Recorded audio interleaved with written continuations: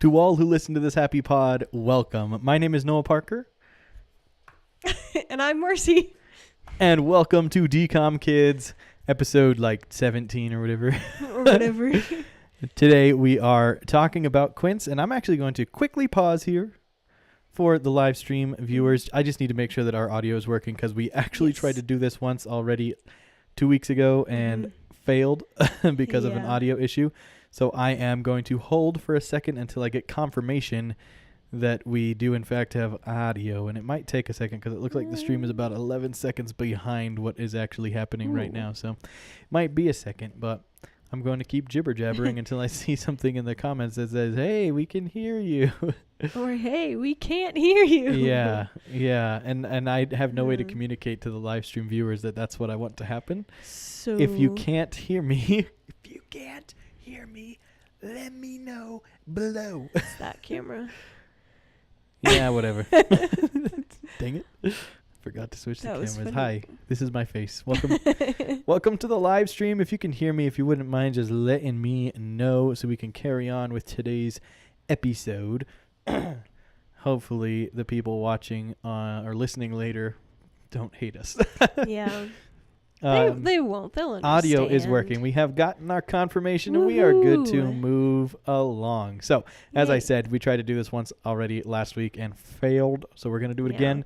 But it's been a minute because I was when did we do it last? Monday? We did it Monday 2 weeks ago. Something like that. Like in 2 days it will be 2 weeks. 2 weeks, yeah. It was the Monday before you left. Yeah, right. Excuse me. So. Just finished dinner. A little burpee.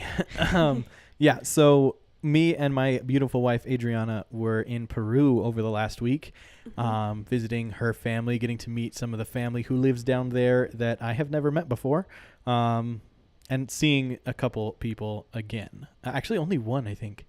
Oh? I believe... No, two. Because Tia... Her aunt was at our wedding. Oh, yeah. And then her grandpa used to live in California and stayed here for a little bit before he moved to Peru. So 2 people that I met previously, but everyone else I got to meet for the first time, and it was a wonderful time. I'm sure Adriana and I will kind of talk about it a little bit on Wednesday when we do our trivia. Speaking of which, we were actually traveling back from Los Angeles, or from Lima, Peru, by way of Los Angeles last Wednesday. Yeah. And we decided to do a quick trivia live stream on Santa Monica Pier. So if you guys haven't seen that already, I didn't see that. I didn't. How do you? I usually turn on notifications, girl. I do. I just told you. I got one when you went live for this totally one, did. so I don't know why. Okay, I don't know. I didn't see You can that find one. it. You can find it. It is not currently on podcast platforms. It is only on YouTube at the moment. Mm-hmm. It might end up on the podcast just as a bonus episode later, but sure. But yeah, we decided we didn't want to come home and because we were flying on Wednesday, we didn't want to get home and do a podcast. And, right. And also Adriana fell a little ill, and it would have been kind of difficult to stream just all the things. And it was also the night before Thanksgiving, so lots of stuff going on. Yeah. So anyway, happy Thanksgiving, everyone. A little bit late. We were supposed to do this. We actually were supposed to do this on the 18th, wasn't it? Yeah. Which is Mickey Mouse's birthday. So we sang Mickey Mouse happy birthday, but that's gone now. So whatever. The moment's passed. So we've rewatched Quints 2 weeks ago, and I didn't rewatch it again before we started here. So Me either. I was thinking about watching it on the plane, and then I forgot to download it, so I couldn't. So we're going off of memories from 2 weeks ago now, guys, but that's okay. We begin by informing you that this movie, Quints, was released in 2000. It was written by Matthew Wiseman and Gregory K. Pincus. And our cast, as Marcy will begin, is such. All right. We start with Kimberly J. Brown, who played Jamie Grover. Daniel Roebuck played Jim Grover. Elizabeth Moorhead, who played Nancy Grover. Shadiah Simmons played Zoe. Jake Epstein played Brad. Robin Duke played Fiona, the nanny. I added that in myself because I don't know if anyone will remember her name was Fiona. Yeah, that's true. Then we have Don Knotts as Governor Healy.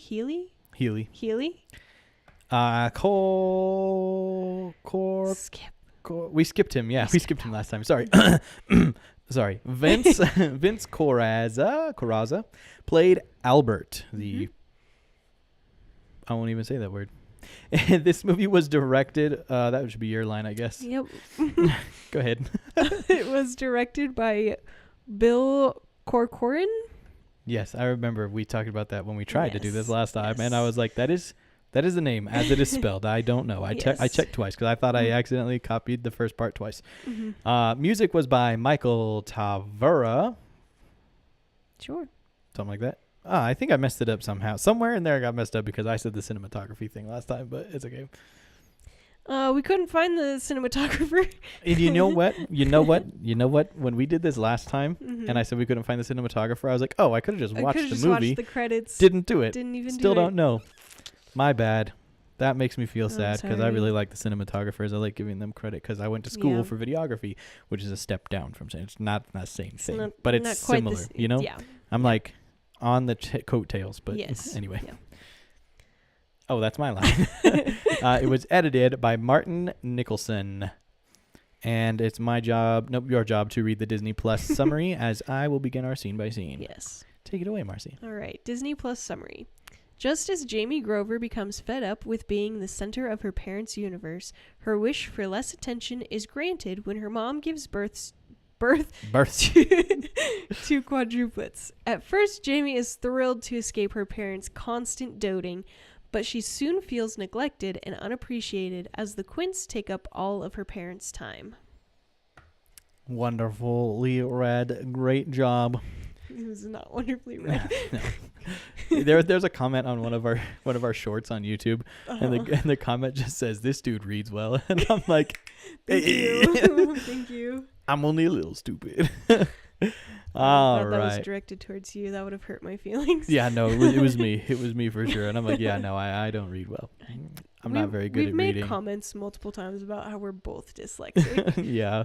And somehow, some reason we decided it's a good idea to read live. Well, you see, here's the nice thing. We do have one rehearsal in our under our belts for this one. Now, we talked about this before we started, that when we tried to do this last time, we found a few misspellings or autocorrections, and so we didn't change any of them. Nope. And I'm like, hopefully, I'm not going to remember. Since we've read it already, we'll figure it out and be able to get through it. But without any further ado, my dear friends, let us take you on a scene-by-scene journey of Quints.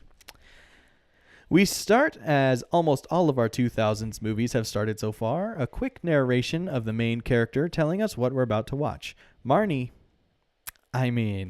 Jamie Grover is an only child and has been for the last 13 years.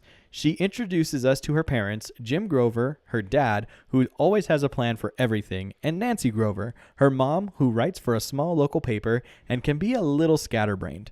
When Jamie shows off the refrigerator shrine, just to show you she really is an only child and two very proud parents. I'm not any better at reading it this time. I might have been worse just then. After spilling some juice all over herself, she then takes us on a quick tour of her hometown, Milford.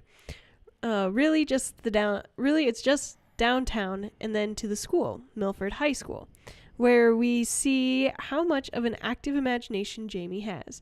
Seeing clowns, fire breathers, and all kinds of other circus shenanigans.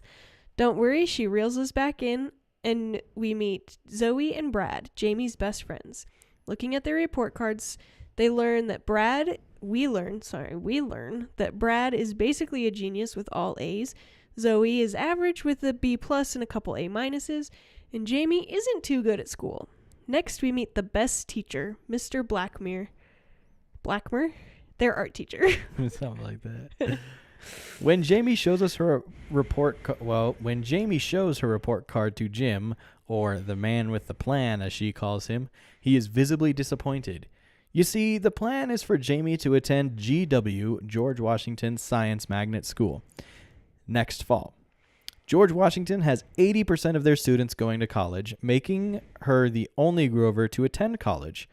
After visiting her dad at work, we are narrated over to Nancy's job, where she is attempting to get an internship for Jamie with Mr. Ziff, a department store owner and one of Milford's best lawyers.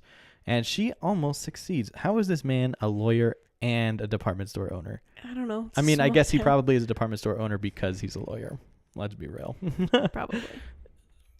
Sorry, random. You're fine. No, you're fine. Tide Sangent. I'm just switching letters around.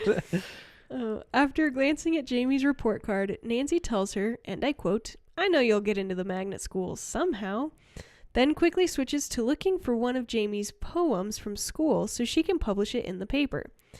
Later at dinner, they're discussing how they can do more to help her and find every opportunity to succeed in life, college, and beyond.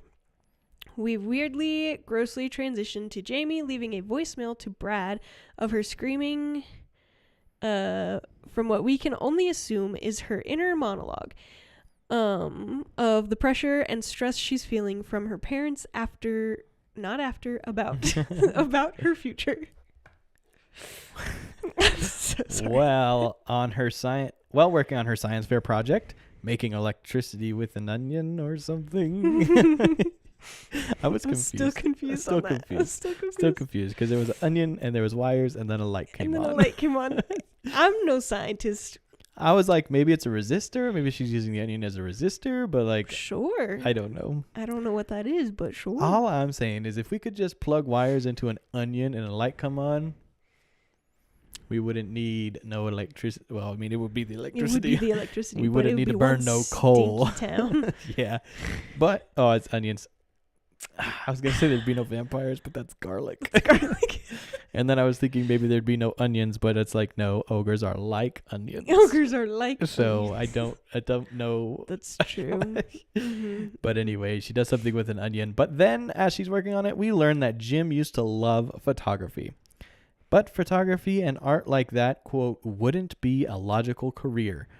We say, her and I, these two. That's what I messed up last time. We say, as we were recording the podcast with video. Yes. Get it? I feel like remember when I said we might be better at this because of the last time?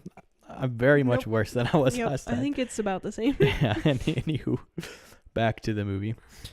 I love how you wrote that into the script. It was obviously a tangent, and then we take a huger tangent, and it just works out. Yeah.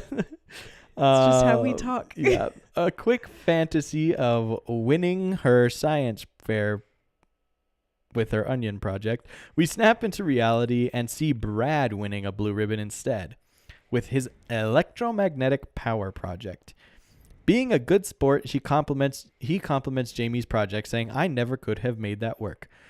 And I remember distinctly last time you and I discussing that Yes. he definitely could have. He definitely could have. But what he meant was I wouldn't have, because that is below him. He's like, wow, no, that was so good. He's for- basically saying, like, for a I could have below never average. made that. I would have never made that. Yeah. He's like, no, that was good for your level. Yeah, for your particular skill set, Yeah. excellent job. Yeah. But I'm going to jump on this right now Go because for I it. think we hit it later, Mm-hmm. but I'm going to jump on it now because she has, as the narrator of this film, has been talking down to the audience the whole time. The whole time. So I don't even feel bad about it. No. Nope. Like, she has been like, because like, what is it? It's a little earlier where she's like, calls the audience slow. Yeah, basically. Yeah. Because it's when she's showing off the downtown Yeah. and she like turns to the side and it's just the Statue of Liberty's head. Right. And she's like, come on, you didn't really think that was there, did you? Yeah. Kind of thing. But there is a specific line later where she says something about being slow. I think so, but I can't And I'm like, remember. wow. Yeah. Anyway, Yeah. I wanted to jump on that because I think it's- I felt bad for a second that we were making fun of her and like how Brad Brad says is that, like yeah. being kind of bratty Yeah. about it, but I'm like, I don't feel bad making fun of her because she's been a jerk. Okay. She's been mean to us. Go ahead. All right. After wishing she could have a few days of not being the center of her parents' focus, she goes home to find her parents in the living room, Jim pacing and Nancy snacking. And they sit Jamie down to tell her that Nancy is pregnant. Really, really, really, really, really pregnant. I lost count, so I had to look at your fingers. I'm only 50% sure I started me at the too. right time. Anyway, Jamie is really excited. I used really so many times. Yeah, So sorry. well, so did they, so it's Yeah. fine. To finally have a sibling, or rather 5 siblings. And now she's no longer going to be the only focus.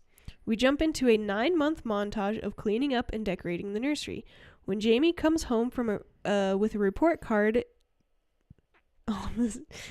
to show her parents, Nancy goes into labor. Forgetting about the grades, they all jump into the car and head over to the hospital. It says ciao. Oh. As the babies are born, Jim runs into the waiting room where Jamie, Zoe, and Brad are all waiting to hear the news. First is Adam, then Becky, Charlie is third, Debbie is next, and last but not least, certainly not least, baby number 5 is Eddie. Exhausted from all of his hard work running back and forth to tell them each baby's name, and probably realize how he now has 6 children to send off to college instead of just 1, Jim slumps into a chair as the teens celebrate. Now, being the first and probably only set of Quints in their state, the media is sprawling, spiraling. Those letters are in a different order in my brain. Paparazzi outside their home, their faces in all the newspapers. All seems quite quiet and content and not that bad until they get hungry or need a diaper change, and all start to cry all throughout the day. Finally, at 2 a.m, they're all asleep, and that didn't last long. The next day, Jamie and her friends are talking. They ask her what she should do with her newfound freedom now that her parents have all of their attention on the Quints. She doesn't have a good answer, so they ask Mr. B what he thinks Jamie should do now that she has 5 brothers and sisters, and he suggests joining the art club. Best part, there's no grades for art. After getting home from school, Jamie and Zoe are quickly put to work helping change the diapers, and then the baby nurse arrives. Jamie's a bit nervous about having a stranger in the house all of the time, but Nancy reassures her that they will hardly notice her there. As we meet Fiona, the baby nurse, she promptly gets to work, sending Nancy to rest and shooing Zoe home, and then putting Jamie to work with changing and feeding the babies. After learning how Fiona worked and planned everything out down to when and how often the babies peed and pooed. Jamie didn't want to go home and help her much longer, so she found ways to stay later at school. She joined art club, and as Mr. B said, when you don't know what to do, do something you don't know how to do. So Jamie started drawing. The next day, Nancy and Fiona are getting the babies on Fiona's schedule. In the dining room, Jim is carefully going over their finances and sees that diapers alone are going to cost way more than they have, and they can no longer pay Fiona on their own. They're going to need help. As Jamie greets them at the table, It says them. Yep. But I think he's the only one there, though. As Jamie greets them at the table, she quickly tells them she's doing better in school, math is getting easier, and that she's joined the art club, which they're so overwhelmed and exhausted from working and taking care of the babies, they brush past it, which is exactly what Jamie was hoping would happen. After school, Jamie comes home with a painting of trees to put in the nursery, and she sees Fiona holding 3 of the babies and rocking a 4th in the bassinet, hoping to keep them calm. After hanging her painting, Jamie goes to the dining room, seeing her dad study to get a promotion at work. He's asked why he'd rather study than play with the kids. He wants to stick to the plan and get his promotion, now more than ever, urging Jamie to also make sure she is sticking to, quote, the plan as well.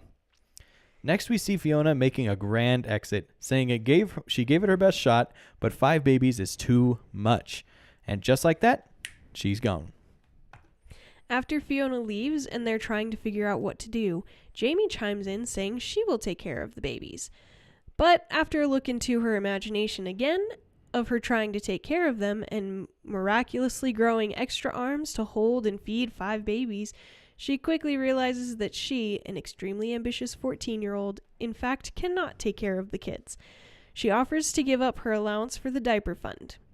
And then, just like movie magic, they hear a ding dong. Which means 2 things. And they meet Albert Lindsley. He's the second ding dong, in case anyone was curious. A smooth-talking marketing man and with an actual truckload of diapers, offering to help them financially and getting free products like diapers. They invite him in to meet the babies. After meeting the Quints and smooth talking, the Grover family signed a contract with Cutie Pants Diapers, and they were set. They had enough money to pay for sitters and still be fine. Albert makes sure to let Jamie know this is all about the Quints, and if she thinks she's going to feel left out, he should know right away. But at this moment, it didn't bother her to not be the focus. Then, after showing Zoe a drawing of her house exploding with diaper boxes, Zoe reaffirms Jamie that she has a real talent, just like Mr. B told her, to which he then assigns her a new project, drawing people as she sees them when she looks at them. Back at home, Jamie is inspired by her siblings and begins drawing them, and really pulling their personalities and showing them on paper. Then Albert rushes in and tries to hide Jamie as Nancy is filming a commercial for the diapers and getting another photo for the papers. Afterwards, Albert is discussing all of the events and commercials that he has scheduled, and that everything must be about the Quints. Everything, everything, everything, everything, everything. He thought it was cute to say things 5 times, but it just got annoying after the first time. Second time I've said it. Later in art club, Jamie is talking to Zoe. I almost said Joey. To Zoe about how her siblings have turned into a unit and were constantly being called the Quints, when in actuality they're 5 different humans. After getting some advice from Mr. B, Jamie goes home to help her parents by putting the babies in each other's bassinets to see if they really know which baby is which. After, quote, passing Jamie's test, we get a quick heart-to-heart with Jamie and Jim when he confesses that he felt awful for not knowing the difference between each of the babies and how he's worried because he doesn't have a plan. But after a while, Jim too was pulled into the hubbub of the quote Quints, and Jamie was slowly being pushed aside. It's really annoying that her little heart to heart there, where she was trying to be like, yo, mom, dad, these are 5 different babies. Yeah. Dad, these are your 5 children. Yeah. Different children. He goes, oh, you're right. I should pay more attention to this whole news thing that we're doing. And she's like, that was the opposite of what I was going for. Point? Okay. That's not her plan. Yeah. When Jamie decides to focus on herself and not the plan, Nancy tells Jamie she can't make it to dinner, but she and her dad are looking forward to parent-teacher conferences the next day. So Jamie starts by telling her parents about all of the changes she's making. First, she tries to tell her mom that she's not doing the science fair, but Nancy is too distracted picking outfits for the baby's next commercial, so she doesn't actually hear her. We then get another glimpse into Jamie's imagination, where she and her parents are at the conferences and she is awarded a trophy and an A+ in Mr. B's class. But then we're thrown back into reality once again, where she is sitting alone in the gym because her parents were too caught up with the babies that they forgot about Jamie. After getting home and confronting her parents about missing parent-teacher conferences, they confess that they've been overly focused on the Quints and want to make sure their national commercial goes well. Wanting, I think. Wanting to make sure their national commercial goes well, they forgot. Then Nancy suggests that Jamie does the commercial with them. And with perfect timing, Albert pops his head in and says she can join, no problem. Only there was one part Albert didn't mention. Jamie could be a part of the commercial, but she would be dressed as a diaper. So Jamie quit the commercial. After the commercial, they're all raving about how well the babies did, and it was a shame that Jamie missed it.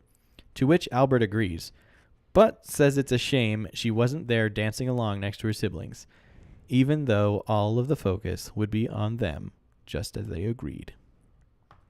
The next day in art club, Jamie is confiding in her friends about how she's become invisible to her parents, and it's all about the Quints now. And Brad gives some advice by telling Jamie he wishes his parents cared about him the way her parents cared about her, and how she's found herself and she needs to get their attention to see who she is now. Next, we get some advice from our favorite and only teacher that we know, Mr. B. When Jamie asks if the magnet school, GW, is the best school for her, he reminds her that it's a great school for science and math. And people go to college from Milford High as well. And your future lies within yourself. Then Mr. B tells her that her art will be in the main exhibit at the school's art show. After Jamie tells her parents the good news, Albert pops in and congratulates Jamie. Like, I would say half-heartedly, but it's like very half-heartedly. Maybe like 116, 132nd, it was definitely 164th like, heartedly. Yeah. He was like, oh, congratulations. Anyway, back to the Quints. Yeah. Yeah. When we then skip a few days, and Albert is over once again to share some big news with them. They're going to the governor's banquet to receive the Parents of the Year award, which was happening the same night as the school art show. And with all the excitement, they have already forgotten about Jamie's art. Jamie runs to the school and promptly starts ripping her drawings up in sadness and frustration in being passed by and forgotten about again because of the babies. After telling Mr. Blackmer she is no longer going to the art show, she begins to distance herself from her parents and finds out she is doing better in school when she sees her report card has 1 A in art but no C's. And Jamie says she was just having fun because there was no pressure to be great. While in art class, an office member interrupts the class to tell Jamie that her brother, Adam, was in the hospital due to his temperature being so high. This moment is a real heart-to-heart with Jamie and her parents when she tells them that she doesn't want to follow her dad's plan anymore, and she wants to find her own way with her art. She's finally found herself. Just then, Albert rushes into the hospital asking how long Adam will be, quote, out, and comes up with a crazy scheme to replace him for the time he's sick, and then switch them back when he's feeling better. to keep up the, quote, healthy baby ruse. Then Jim fires Albert after he tells Jamie it's all about the Quints, and he can't be a part of the picture. She can't. She can't be a part of the picture. It's finally time for the governor's dinner, and Jamie, Zoe, and Brad volunteer to babysit. After Jim and Nancy leave, Jamie notices that the babies are supposed to be with their parents, so they quickly jump into action and call Mr. B, who helps pack up the kids into his van, but his van breaks down on the way, and they change plans to find a way to get them via bus, subway, and some kind motorcyclists who happen to be fans of the Quints, and they make it just in time. After getting his moment with the babies, Governor Healy still lets Jamie, Zoe, and Brad use his limo to go anywhere they would like. So, of course, they go to the art show. And then it was time for the big moment. If you know, you know. The winner of the blue ribbon for their extraordinary work. And guess who wins that ribbon? You got it, Jamie. I don't know why I went that kind of Home Alone there. Credit card? You got it. While on stage after receiving the blue ribbon, who else appears? Oops, sorry.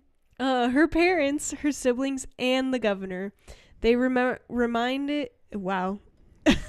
They remembered her. And now to close it out, Jamie gives a quick look at what life is like now. She is now in the 9th grade and got an offer to go to GW, but she turned them down to focus on her art. Her dad got his promotion. Her mom continued to manage the Quints' career, but a little less intense now. And Nancy may or may not be pregnant again. And they all lived quintily ever after. That's gotta die. That has got to die. It's so funny though. Oy vey. Well, that's our scene by scene, everybody. Yeah, now we get to jump into the less formal part. The less formal part. Where we just talk about the movie now. Yes. And yeah, I say, let's see. My notes disappeared. Hold on. We're back. Okay. Okay, Marcy. Tell me about your favorite scene. I'm just going to go in the order that I wrote them down. Go for it. So it might not be in the order that is in the movie. It's not. That's okay. The first one is when I believe it's Adam that he's holding at the beginning. When you first meet Albert, he's holding up one of the babies and the baby pees on him. Ah, yeah. I think that's Albert. Adam. I believe it's Adam. I think so. And that's why it's kind of. I think they say it, but I can't remember. Maybe not. I don't know. And I think it's kind of funny because later Adam's the one that's sick that he wants to replace. Right. So it's like ironic. Maybe he did it on purpose. Adam knew. Maybe he got peed on more than once. Oh, I'm sure. And he's like, put some strawberries on this kid's mouth. I'm assuming he's allergic to strawberries. Let him suck on a strawberry. That's an Office reference for anyone that missed that. Okay, then my next one is when Jamie is winning the blue ribbon at the art show. The real blue ribbon. The real blue ribbon. Not the like one of 4 times she imagines it. Yeah. Then we suddenly go, oh, that was a dream. Okay. That was fake. That was just Jamie messing with you. Yeah. Yeah. Okay. And then my last one. My last one on here is when the first time we see Jamie with her dad, and we see that he works at the hardware store. Yeah. And he tells she. So sorry. It's okay. And he tells her to step into his office, and she says, "Oh, new layout" or something like that. And he says, "Everything but the kitchen sink style. The kitchen sinks are on aisle 12." That's so funny. That's a good line. I agree. I think. Sorry. I was gonna say it's so silly because it is. It's not that funny, but I find it pretty really funny. It's pretty funny. I think mine are pretty much the same. I honestly can't remember what I said last time was my favorite scene. It was. I feel like it was early on. Mm-hmm. I also love that, like. Oh, I do really like the scene where when he's coming out, saying all the kids' names, and there's the other couple in there, and they're like. Yeah. The first time he comes out, oh yeah, congratulations. Second, they're like, wow, 2, okay. And then at 3, they're like, dang. And 4, they're like, whoa. And then by 5, it's like, yeah, they were like, was that one woman? That's one of my favorite scenes. I like Yeah, that one. that one was Least pretty- favorite scenes. Least favorite. Do you want to go first with them? Sure. Okay, go ahead. I have a few. A couple. I don't like any of the scenes with Adam or Albert. Yeah. I hate Albert. Albert's a ding Like I said, he's a ding dong. Oh dang, what was the other one? Oh, I'm not gonna lie. A few. It wasn't even like, I don't know. It's not like I hated it. It was just like it got really tired. But I realized it's kind of the storytelling style they went with here. Yeah. All of the times where she was like, and then this happened. Okay, Just not really. kidding. Yeah. That got really old. Yeah. After the Statue of Liberty, I was over Yeah. it, and they did it like 8 more times. Yeah. I'm like, stop. Yeah. It was like, it was almost their transition. It was, each but it was also thing. like, it got tired. Yeah. It started to feel a little bit, to be honest, like they needed to make the movie last longer. And so they added 30 seconds or 45 seconds to every scene where it's fake. And then they can go back in time. And they're like, yeah, we added 8 minutes to the movie just doing that. Yeah. But could you imagine, like, the budget they had to add that 30 seconds of the circus in the school? Yeah, that was pretty Like- big. That was pretty big. So, like, Maybe because they had that's to something we hire should start doing people. on here is like figuring out, like adding the budget. I mean, we can. And then we can like, judge them based on what the budget was and what movie we ended up with. be It'd like, was this worth $8 million? right? We'll find out. That could be interesting, I Could guess. be. Think about it. My least favorite scene was the screaming transition. Where it like which- zooms into her mouth Yeah. while she's screaming. That's valid. Yeah. Blech. That was Yeah. gross. I don't like mouth stuff, so I'm not. Yeah. I know I do it a lot, but like when people just like stick out their tongue, I hate it. But like a specific way. Well, they're I'll like, tell you when I'm not on camera. yeah, I was gonna say let's. It's like the wide mouth open, like yeah. yeah, Yeah. same. That's gross. But yeah, fair enough. Okay, how did it hold up? That's the number one question we must be asking. How Yes. did it hold up?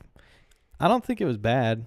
No. I don't feel like there was any jokes in here that didn't age well. Mm-mm. Oh, I feel like there was. I feel like there was one that I'm like, ooh. Ooh.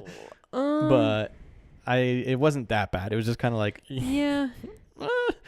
questionable today, but I'm not sure. for the most part, I'm pretty. It was fine. I feel like it was pretty good. It's definitely like there was one movie that we did. I don't remember which one it was now, but I was like, this movie could have come out last week and I would believe it. Yeah. This one is like, it's This clearly is 2000s. definitely a early 2000s movie. Yeah, it's very clear, Yeah. but it's not a bad movie. It's It's not. on the list of things that I may watch. Yeah. Right, unlike some of the other ones where I'm like, I'll probably like Ready to Run. I'll probably never watch that again. I'll watch that one again. That one was cute. I don't know. I don't think I'd have to get pretty far down on a list of movies before I go also- there. Yeah. I also just love Disney Channel. So I mean, that's valid. I love Disney Channel too, but I love all of Disney. I'm probably going to like the older, like the animations first. yeah. So I'd have to get tired of the entire catalog of Walt Disney animations. Right. And then I'd have to get tired of all of the Walt Disney live action, old live action movies. Yeah. Not so Yeah. much the newer ones. And then I'd have to get tired of all the Pixar movies before I start to get to the DCOM. So You're only watching the it's DCOMs down for there. the podcast. Yeah, pretty much. But it also is nostalgic because I remember watching these growing up. Yeah. Yeah. Like we're getting into the era where I remember like this Right. movie I remember watching when it Yes. premiered. Yeah. I mean, you were like 3, but still. I guess maybe not when it premiered, but I do remember watching yeah. it very, I mean, very young. About 3 or 4 is usually when you start like holding memories. I see. you The know? thing is, I distinctly remember watching it in the apartment, Mm-hmm. which was in that Mm-hmm. 2000 between 99 and 2001. 2003, I guess. Yeah. 2002. Yeah. Somewhere in there, I remember watching Yeah. this. So, Absolutely. Me too. I remember anyway, watching a lot of. now here's the tough part, and it kind of doesn't matter, but it kind of does because we've already given this a rating out of 5 stars. Yeah. But that information doesn't exist. Oh. It's not recorded anywhere, so I can't remember what we gave it. We gave it a 3. Oh, it is recorded somewhere In my Marcy's brain. Yeah. We gave it a 3 because Oh, that's right. I remember because you said 'cause middle I of said the road. it's in the middle, and you I'm said like, no, middle 2 would and a be 2.5. half. But I said there's two. There's 1, 2, and then 3, 4, 5. It's in the middle of it's in the middle of the 5 stars. Yeah, Here. I So get what you're that's- saying, but I get what you're saying 3/5 mathematically. It is 3/5 of the But available stars. I'm not a mathematical person. It's I'm a fine. visual person. It's and if I see fine. 3 stars, that's halfway.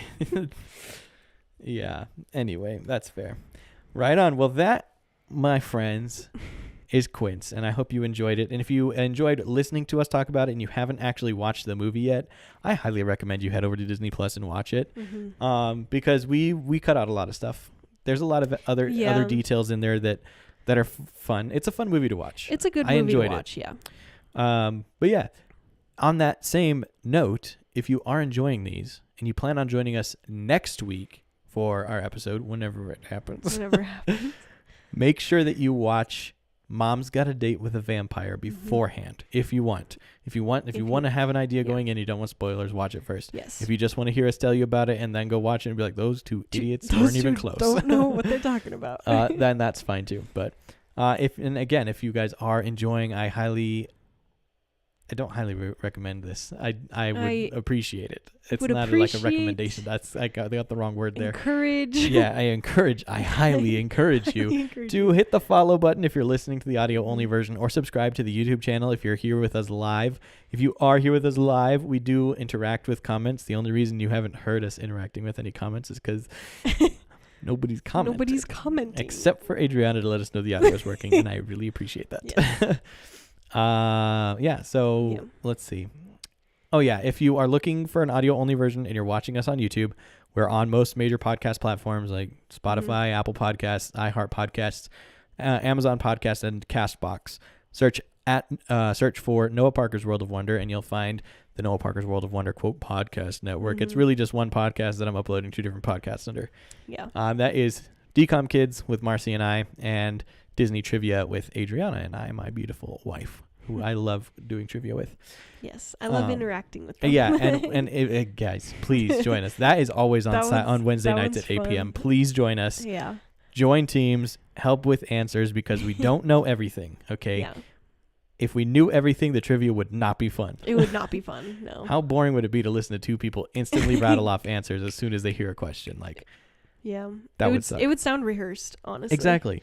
So we don't know everything. There's things we should know that we don't know. And there's also things that I shouldn't know that I do know. So it all happens. But we appreciate every single one of you guys who have subscribed, and every single person who likes this video and joins us for our live stuff. And if you are watching on or listening, make sure you follow, leave a rating, and share it with your friends and your family. Wednesday night, 8 p.m., Adriana and I will be doing Disney Trivia at a to-be-determined time and date. Yes. Marcy and I will be doing a rewatch of Mom's Got a Date with a Vampire. So watch our socials. I'll try to post something on Instagram and Facebook, and hopefully in like the community tab here on YouTube for when that will be, when we have a locked-in time and date. Yes. But until then, guys, do you have anything you want to say? No. Okay, good.